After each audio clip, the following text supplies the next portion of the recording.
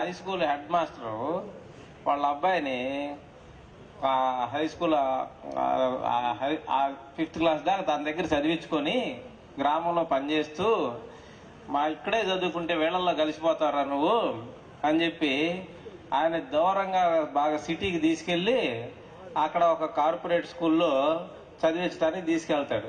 ఆ పిల్లవాడు, నానా నేను నిన్ను చూడందే ఉండలేను, అమ్మని చూడందే ఉండలేను, చెల్లెలను చూడందే ఉండలేనని ఆ మెట్ల మీద కూర్చొని ఏడుస్తాడు. నేను జారను, నేను ఇక్కడ రెసిడెన్షియల్ స్కూల్లో నేను ఉండను, నేను ఇంటికి తిరిగి రోజు మిమ్మల్ని నేను చూడాలా, నేనేం గోల్ చేయను నాన్న, నువ్వు చెప్పిన మాట వింటాను నాన్న, నన్ను ఎట్టయినా సరే ఇంటికాడ ఉంచు నాన్న, నా ఫ్రెండ్స్ ఉండారు, నేను అందరితో మాట్లాడుకుంటూ ఉంటాను అని అంటే వాళ్ళ నాన్న, నువ్వు పల్లెటూరులో ఉండి ఆ స్కూల్లో చదువుకుంటే ఏమవుతారా, నువ్వు వాళ్ళకులాగానే తయారవుతావు, కాబట్టి నువ్వు ఇందులో చదువుకుంటే నువ్వు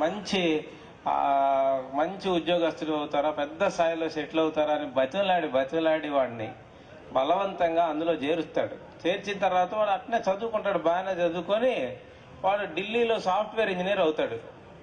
ఢిల్లీలో సరే అక్కడే ఈ మాస్టర్ ఇంకొక సాఫ్ట్వేర్ ఇంజనీర్ని ఇంకొక అమ్మాయిని చూసి అక్కడే పెళ్లి కూడా చేస్తారు. పెళ్లి చేసిన తర్వాత వాళ్ళకి 2 సంతానం కలుగుతారు. అంతలోకి ఈయన రిటైర్ అయ్యి ఇంటికాడ ఉంటాడు, భార్య చనిపోతుంది, అక్కడే కాలం గడుపుతూ ఉంటాడు. అప్పుడప్పుడు వచ్చి చూసిపోతూ ఉంటారు వాళ్ళు.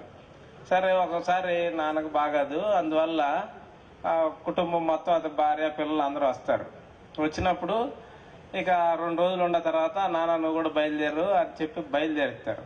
అయితే వాళ్ళు నేరుగా తీసుకొచ్చి ఆ సిటీలో ఇతన్ని చేర్చినటువంటి కార్పొరేట్ స్కూల్ ఉంది కదా, అది కాలక్రమేణంలో పోటీలో అది ఓల్డ్ ఏజ్ హోమ్ గా మారిపోయి ఉంటది అన్నమాట.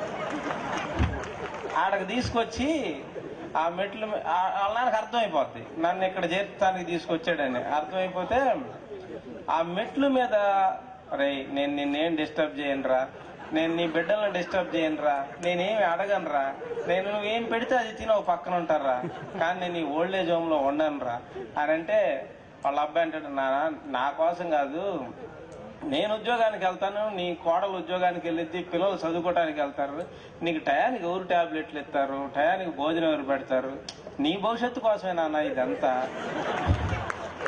నాన్న నీతో మాట్లాడుకోవడానికి నీ వయసు వాళ్ళు కొంతమంది ఉంటారు నాన్న, ఇక్కడ చక్కగా ఇక్కడ ఉండు నాన్న అని చెప్పి బలవంతంగా చేరిపెత్తాడు.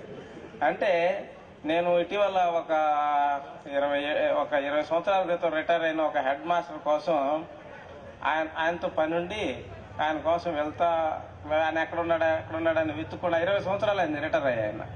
వెళ్తే అతను ఆడ ఓల్డ్ ఏజ్ హోమ్ లో ఉన్నాడు. ఆయన ఒక ఓల్డ్ ఏజ్ హోమ్ లో ఉన్నాడు, ఒక మంచి హెడ్ మాస్టర్, చాలా మంచి పేరు ప్రఖ్యాతులు ఉండే ఆయన. అలాగే వాళ్ళ పిల్లలందరూ కూడా చాలా విదేశాల్లో సెటిల్ అయిపోయారు. నేను ఆయన వెతుక్కుంటూ వెళ్ళేసరికి అక్కడ ఇంకా 4 హెడ్ మాస్టర్లు ఉంటారు ఆ ఓల్డ్ ఏజ్ హోమ్. నాకు చాలా బాధ వేసింది, ఏంది మన మాస్టర్ లేదు ఎట్ట అయిపోవటం ఏంది అని చెప్పి నేను ఆలోచించాను. అక్కడ వాళ్ళ పిల్లలందరూ కూడా బాగా సెటిల్ అయిన వాళ్లే.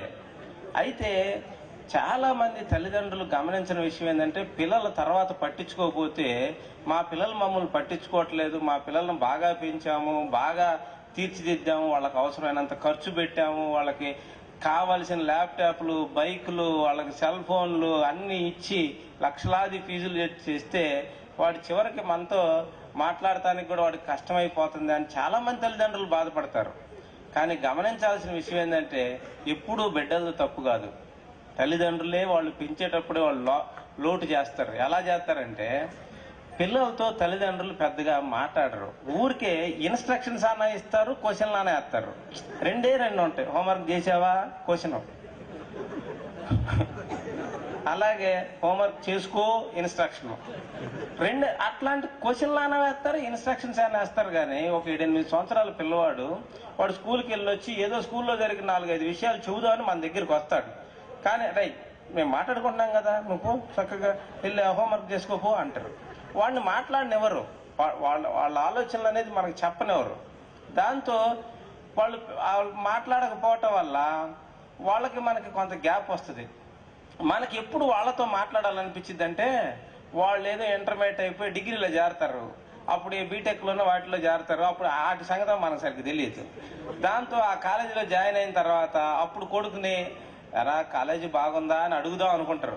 నాన్న కాలేజీ బాగుందా అని అంటే, నాన్న కాలేజ్ అన్నా కాలేజ్ ఇలానే ఉంటుంది, ఏంది అందులో నువ్వు అడిగేది అన్నట్టుగా వాళ్ళు సమాధానం అన్నీ కూడా కట్టెరగ తీసినట్టు సమాధానం చెబుతూ ఉంటారు. ఒకవేళ ఏమైనా మాట్లాడదాము అని వాడి దగ్గరికి వెళ్తే వాడు అక్కడ వాడు హాల్లో ఉన్నాడని మాట్లాడటానికి వెళ్తే వాడు బెడ్రూమ్లోకి వెళ్తాడు. కొన్ని బెడ్రూమ్లో ఉన్నాడని మాట్లాడటానికి వెళ్తే వాడు హాల్లోకి వస్తాడు. అసలు అప్పుడు మనం మాట్లాడదాం అనుకున్నప్పుడు పిల్లలు మాట్లాడరు. చిన్నప్పటి నుంచి తల్లిదండ్రులుగా పిల్లలకి ఇవ్వాల్సింది మంచి బట్టలు, మంచి ఫీజులు, మంచి భోజనం, మంచి వాహనాలు ఇవి కాదు. చక్కగా తల్లిదండ్రులు వాళ్ళ బిడ్డలకు ముచ్చట చెప్పాలా, వాళ్ళ గురించి చక్కగా మాట్లాడాలా. డబ్బులే కాదు దాచిపెట్టుకోవాల్సింది, ముచ్చట కూడా బిడ్డల దగ్గర దాచిపెట్టుకోవాలా. తర్వాత ముసలోళ్ళం అయిన తర్వాత ఇప్పుడు మన భార్యాభర్త ఇప్పుడు మాట్లాడుకుంటా ఉంటారు, బైక్ కొందాం అనుకుంటున్నారు అనుకోండి. 10 ఏళ్ల కుర్రోడు వచ్చి నాన్న మనం రెడ్ బైక్ కొనుక్కుందాం అంటాడు. రేపు మేము మాట్లాడుకుంటున్నాం కదా, పోయి హోంవర్క్ చేసుకో అంటాడు.